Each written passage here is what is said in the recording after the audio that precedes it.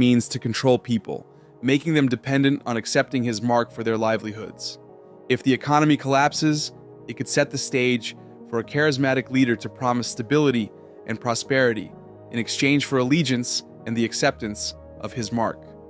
Could it be that the unprecedented levels of debt, inflation, and unemployment are signs of a greater, more sinister plan unfolding?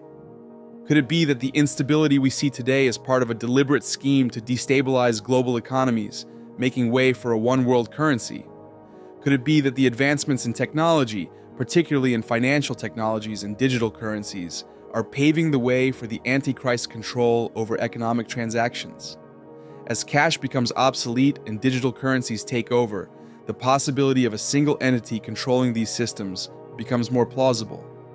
Could it be that the increasing centralization of power and resources is a strategic move to create a world where people are more easily controlled and manipulated?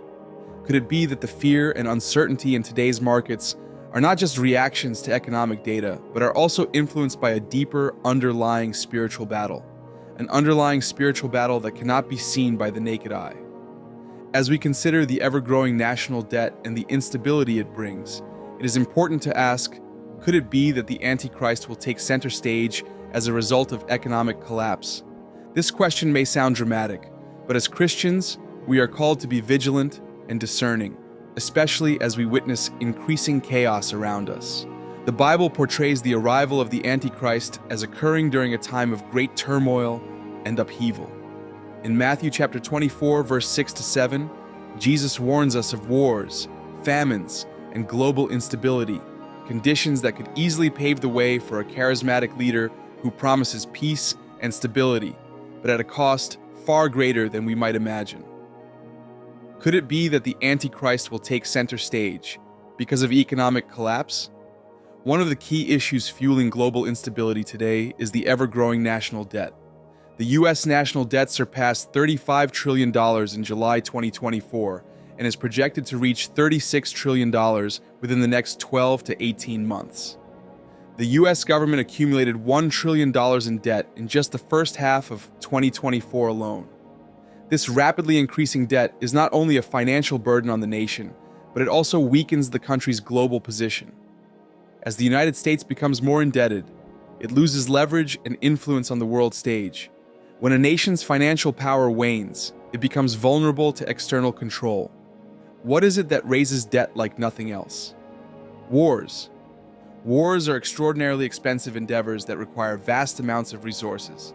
They push national debts higher and create ripple effects across economies. This is nothing new. Wars have always carried a heavy financial toll. From the world wars of the 20th century to the ongoing conflicts in the Middle East, wars have left nations financially crippled. In Matthew chapter 24, verses 6 to 7, Jesus speaks of wars and rumors of wars as signs of the end times.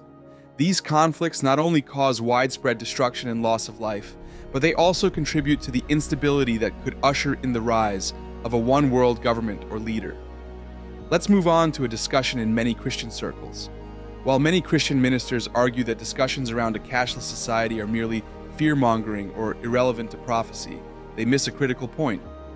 A cashless society would indeed provide an easier and more effective means for any government, and ultimately the Antichrist when he arrives, to track, control, and manipulate people. This is not to suggest that a cash-based economy could prevent the rise of the Antichrist, for nothing can stop the fulfillment of God's prophetic plan. However, it is undeniable that the implementation of a cashless society would enable a new level of control that is unlike anything we have seen before. The growing shift toward a cashless society. In recent years, we have witnessed a significant global shift toward digital payments and away from cash transactions, whether we like it or not. The trajectory of the world's economic system is rapidly moving toward a cashless society. The decline in the use of cash has been particularly notable in our nation. According to a report by the Federal Reserve, cash payments accounted for just 19% of all transactions in 2022, down from 26% in 2019. This decline has accelerated in the wake of the 2020 pandemic, as contactless payment methods such as credit cards, mobile payments, and digital wallets have gained popularity. Experts project that cash payments in the US will continue to decrease, potentially dropping to as low as 10% of transactions by 2030. Numerous businesses have already taken steps to eliminate cash altogether. For example, some large retailers like Amazon's cashierless stores and food chains like Sweetgreen and Starbucks have adopted policies that either discourage or outright reject cash payments.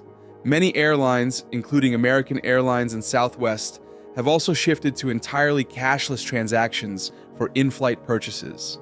Even public transportation systems, such as those in cities like New York and Chicago, are increasingly adopting cashless payment methods like tap-and-go cards or mobile payment apps. These developments are often presented as improvements in efficiency, speed, and hygiene, but they also signify a trend that is moving society closer to a fully cashless economy. Proponents of a cashless society often emphasize the convenience of digital transactions. They argue that cashless payments are faster, more secure, and less cumbersome. No need to carry loose change or worry about losing a wallet. Just tap your phone or card, and the transaction is done. In many ways, these arguments are valid. Cashless transactions are often quicker, and they reduce the risk of theft or physical loss. But this convenience comes at a cost. What many people fail to consider is the level of control that a cashless society would place in the hands of governments and corporations. Digital transactions can be tracked, recorded, and monitored in ways that cash payments cannot. Every purchase, every donation, every financial decision you make becomes part of a digital trail that can be scrutinized by those in power. They know what you buy, where you buy it, how often you buy it, and how much you buy it for. In a cashless society, anonymity in transactions becomes virtually impossible. This, in turn, allows for unprecedented levels of surveillance and control. At this point, don't you think we are just one step away from a world where you cannot buy or sell without a mark? We need only look at recent events around the world to see how quickly financial systems can be used to exert control over populations. In Canada, during the 2022 trucker protests, the government froze the bank accounts of individuals who supported the protests, cutting them off from their funds and effectively stifling dissent. Similarly, in China, the government has implemented a social credit system that tracks citizens' behavior and assigns them a score based on their financial transactions, social interactions, and other activities. Those with low scores face restrictions on travel, access to loans, and even employment opportunities. These examples should serve as a stark reminder that the same technologies that make our lives more convenient can also be used to control and manipulate us. One of the most apparent characteristics of the Antichrist, as described in the book of Revelation, is the level of control he will exert over the world. In Revelation 13:16, 17, we read that he causeth all, both small and great, rich and poor, free and bond, to receive a mark in their right hand or in their foreheads, and that no man might buy or sell, save he that had the mark, or the name of the beast, or the number of his name. This passage makes it clear that the Antichrist will use economic means to control people, requiring them to accept his mark in order to participate in commerce. A cashless society where all transactions are conducted digitally would make it far easier for such a system to be implemented. In a world where every financial transaction is tracked and controlled, those who refuse to comply with the Antichrist's demands would be easily cut off from their livelihoods. No mark, no access to the digital economy. This level of control would be difficult in a cash-based society, where individuals could still barter, trade, and conduct business outside of the government's surveillance. But in a cashless society, where every transaction is digital, there would be no escape from the system of control that the Antichrist will enforce. It is important to note that I am not suggesting that the rise of digital currencies and the decline of cash are inherently evil, or that they are direct indicators of the imminent return of the Lord. As Christians, we must be cautious about making definitive claims regarding the timing of the end times. We must not be involved in the business of date setting, as Jesus himself warned us in Matthew chapter 24, verse 36, that of that day and hour knoweth no man, no, not the angels of heaven, but my Father only. However, it is undeniable that the trend toward a cashless society aligns with the conditions that could allow for the kind of control the Bible describes in the 13th chapter of the book of Revelation. The move toward a cashless society is not limited to the United States. Around the world, countries are embracing digital payment systems and phasing out cash. In Sweden, for example, only 9% of transactions were conducted in cash as of 2021, and the country is on track to become one of the first fully cashless societies. Many Swedish businesses no longer accept cash, and even some churches have adopted mobile payment systems for donations. The Swedish government is actively encouraging the use of digital payments, citing efficiency and security as primary benefits. In China, digital payments through apps like WeChat Pay and Alipay have become the norm, with over 90% of urban consumers using these platforms for daily transactions. The Chinese government has also launched its own digital currency, the digital yuan, which further consolidates control over the country's financial system. With the ability to track every transaction, the government can monitor spending habits, detect suspicious activity, and potentially punish citizens who do not comply with state directives. Even in countries that are not as far along the path to a cashless society, the trend is unmistakable. The European Central Bank is considering the introduction of a digital euro, and countries like the United Kingdom and Australia are seeing a significant reduction in cash usage. In Australia, for instance, the Reserve Bank reported that cash payments accounted for only 27% of consumer transactions in 2019, down from 69% in 2007. This decline is expected to continue as more businesses adopt digital payment methods. These trends are not merely theoretical, they are happening now, and they are reshaping the way we interact with money and commerce. The push for digital currencies and the phasing out of cash may seem like natural progress, but we must not be blind to the potential dangers that come with this shift. While it is tempting to see the coming cashless society as a direct indicator that the Lord's return is imminent, we must be careful not to conflate technological advancements with biblical prophecy prematurely. A cashless society is not, in and of itself, a sign that the end times are upon us. After all, technological progress is a natural part of human history, and many innovations have brought significant benefits to society. However, we cannot ignore the fact that a cashless society would make it easier for any government, whether totalitarian or otherwise, to control its citizens. This is not just a theory, it is a reality of human existence. As more transactions move online, governments and corporations gain greater visibility into our financial lives. In the final analysis, the rise of a cashless society is not inherently tied to the timing of the Antichrist's appearance, but it does represent a significant shift in the way control is exercised over individuals. As Christians, we must remain vigilant and discerning, recognizing that while technological advancements may bring convenience and efficiency, they also bring new challenges to our freedom and privacy. As we navigate these uncertain times, it is crucial that we remain grounded in our faith. The Bible reminds us that no matter what happens in the world, God is sovereign and His plans will prevail. While we may be concerned about the implications of a cashless society, we must not allow fear to consume us. Instead, we should place our trust in God, knowing that He will never leave us nor forsake us. In the midst of all this speculation, it is essential that we, as Christians, remember where our true hope lies. The Bible warns us of coming trials and tribulations, but it also promises that God will never leave us nor forsake us. As we face the uncertainties of the future, we must keep our eyes fixed on Jesus, knowing that He is our refuge and strength. In Hebrews chapter 13, verse 5, we are reminded, "Let your conversation be without covetousness, and be content with such things as ye have, for He hath said, I will never leave thee, nor forsake thee." No matter how dire the financial situation becomes, we can rest in the assurance that God will provide for us. Our security does not depend on the stock market, the national debt, or the state of the global economy. It depends on the faithfulness of God.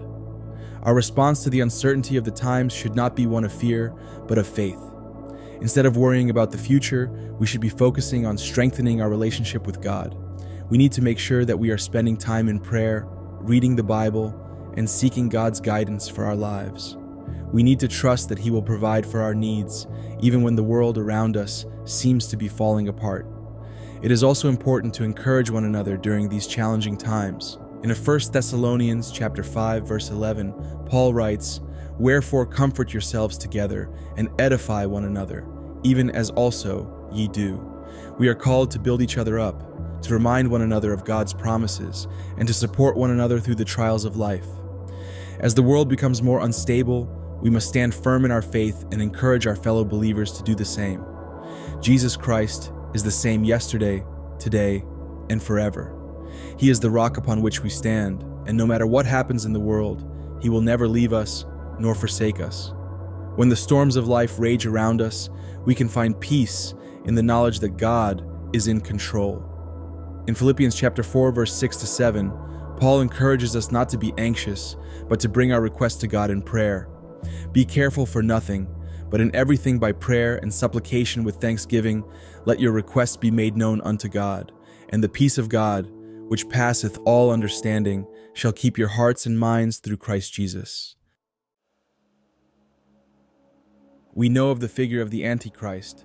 His arrival is etched into biblical prophecy, his presence a dark shadow looming over the pages of human history. His spirit is here on earth. The man himself is yet to be revealed, but his spirit, the very spirit that energizes him, the very spirit that is him, is on earth. He is a figure of immense deception and evil, the final world dictator and the embodiment of rebellion against God. But right now, he waits. His time has not yet come, though he knows it is drawing near. He is waiting. There is something specific he needs, something foretold in prophecy before he can make his move. What is this event, this final piece that must fall into place before the Antichrist rises to power? What is this event that's so pivotal that it needs to take place for him to be here? They are part of a larger divine plan that has been set in motion long ago. The Antichrist knows this. He watches and waits for the event that will mark the beginning of his reign of terror, the event that will trigger the final chapter in the spiritual battle between good and evil. So what is it that keeps him waiting? What is this moment that will signal his rise to power? It's not hidden. It has been spoken of for centuries in the scriptures. This is the third temple. The Bible does not explicitly state that the Antichrist will build the third temple or play a direct role in its construction. However, it does make it abundantly clear that he will exalt himself as God in this temple. History isn't just random events happening without any reason. Instead, it has a clear direction and purpose, like a planned story with a start and an ending. Everything that happens is part of a bigger plan. The world events that are taking place are not just chaotic random events. No, they're following a specific path that was set by God Almighty. History is moving.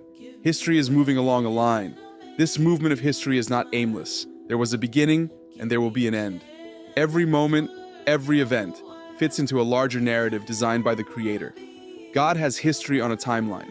This is not speculation, but a truth deeply embedded in the Scriptures. The Bible attests to this.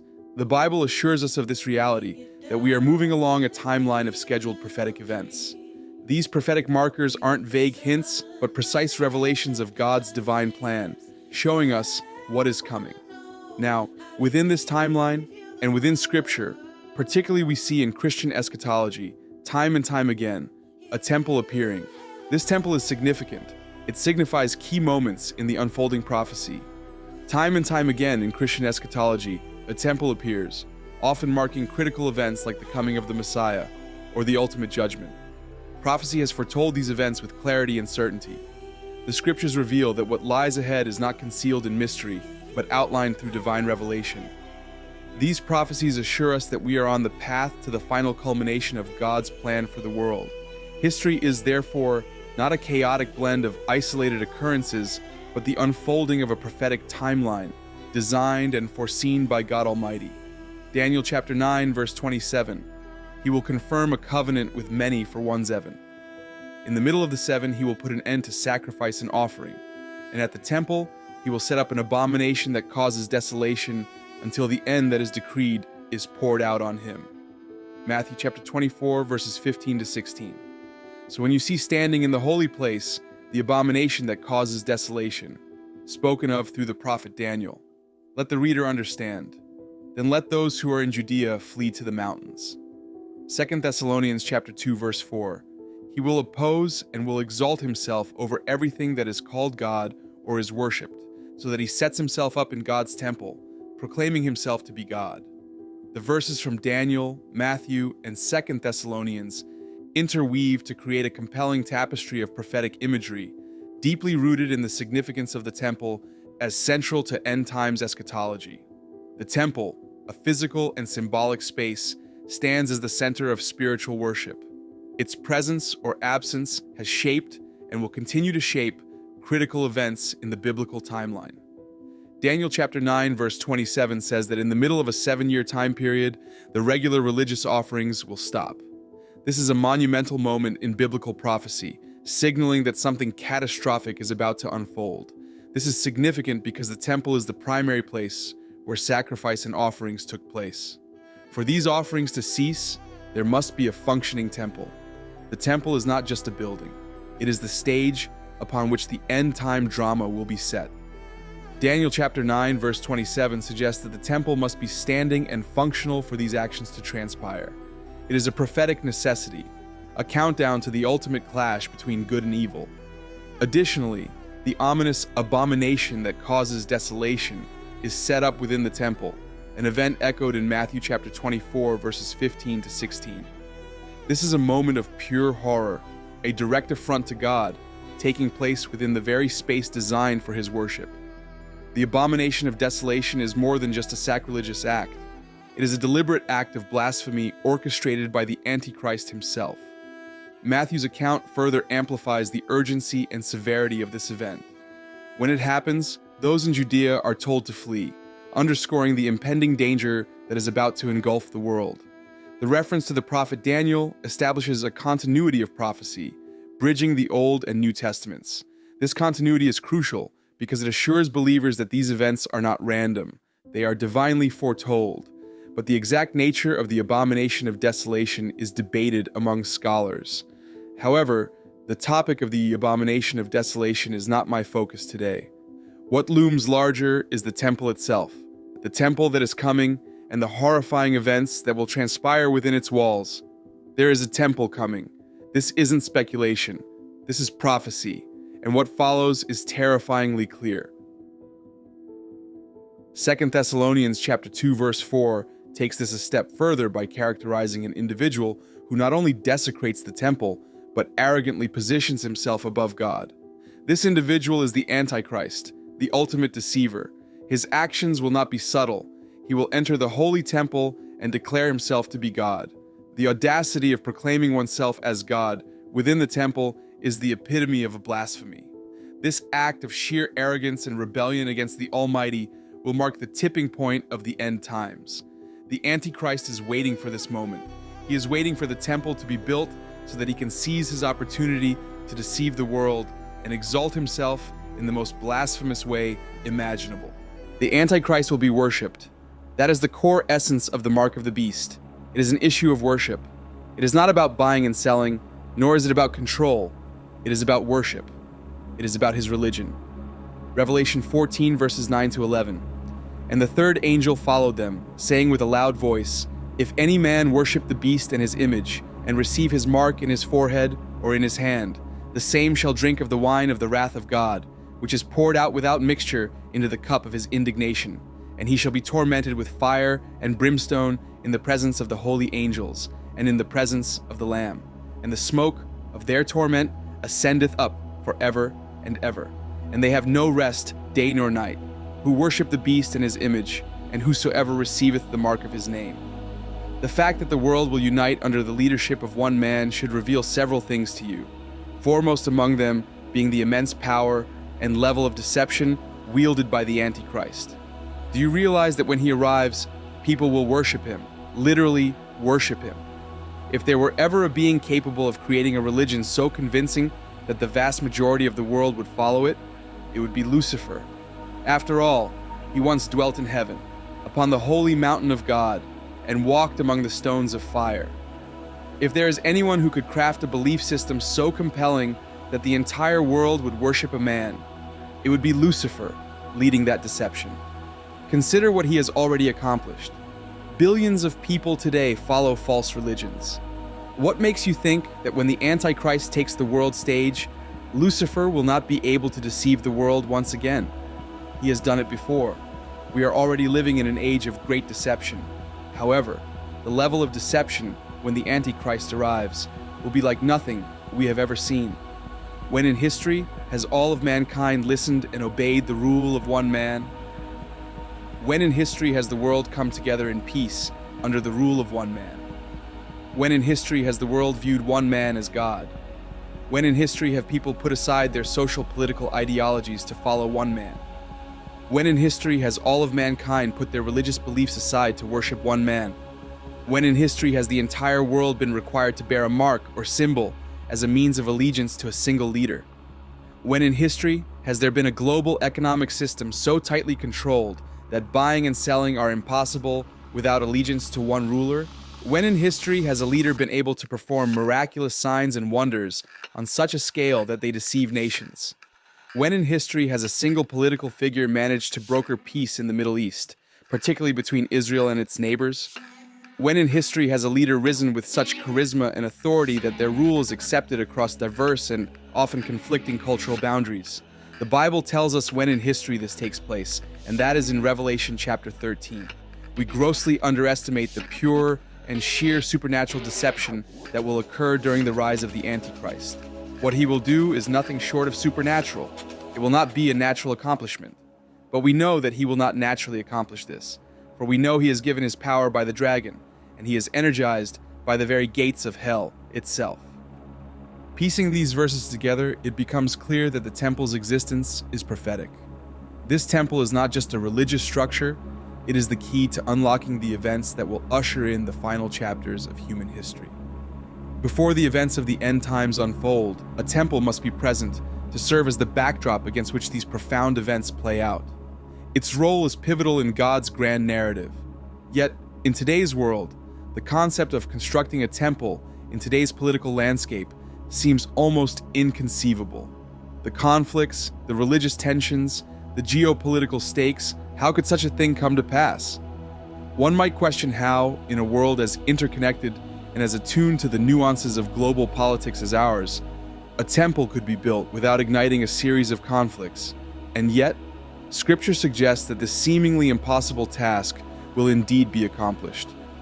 The Antichrist will present himself as a protector, a peacemaker, even a hero, but his intentions are anything but pure.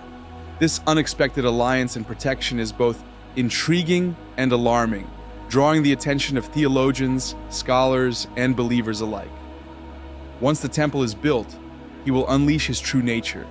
He will turn this sacred place into a seat of blasphemy, claiming divinity and leading many astray.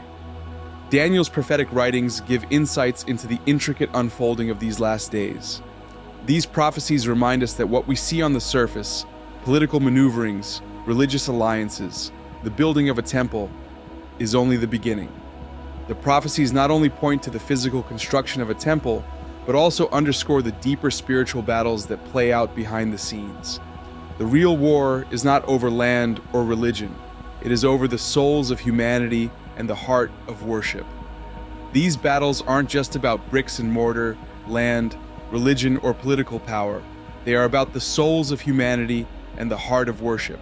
And so, we wait.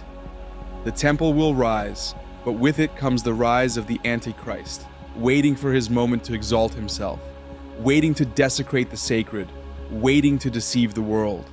The construction of the temple stands as an unmistakable beacon, signaling the arrival of a time that has long been foretold. Its towering presence will not just be an architectural marvel, but rather a spiritual touchstone, signaling that the narrative of human existence is rapidly approaching its climax. For the believers and those acquainted with prophetic scriptures, the temple's rising structure will be both a confirmation of biblical prophecy and a solemn reminder of the imminent trials ahead. The reign of the Antichrist will mark a period of profound transformation. While many will be enthralled by his charisma, power, deception, and false promises, those familiar with sacred scriptures will recognize his rule as a pivotal phase in the unfolding end-time saga. His dominion will span continents, influencing nations and leaders, consolidating power in ways that are both overt and insidious.